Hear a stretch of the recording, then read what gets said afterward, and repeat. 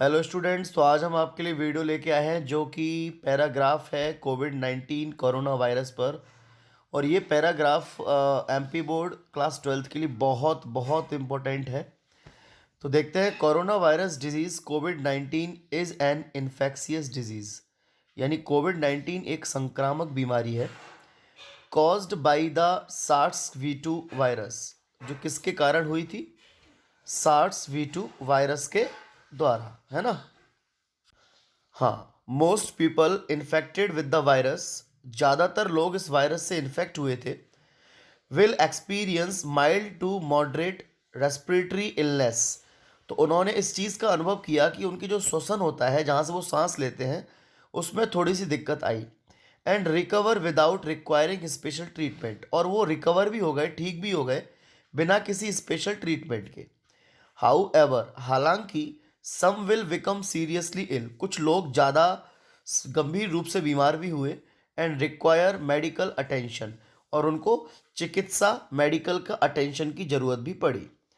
Older people, जैसे कि बूढ़े लोग, and those with underlying medical conditions like cardiovascular disease, और कुछ ऐसे लोग जिनका कुछ इलाज चल रहा है, जैसे कि कार्डियोवास्कुलर डिजीज़, ये हृदय से संबंधित बीमारी है। डायबिटीज़, है ना, क्रॉनिक रेस्पिरेटरी डिजीज़, श्वसन नली की बीमारी, और cancer are more likely to develop serious illness.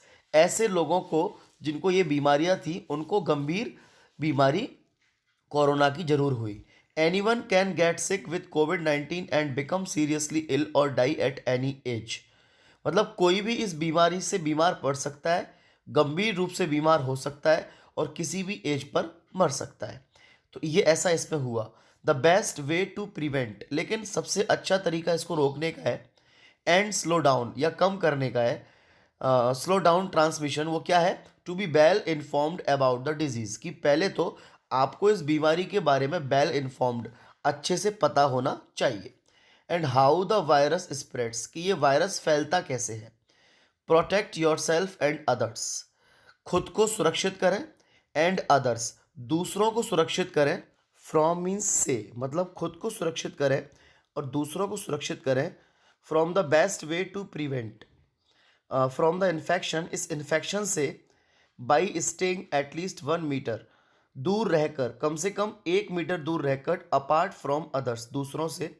Wearing A properly fitted mask, एक प्रॉपरली फिट होने वाला मास्क पहने।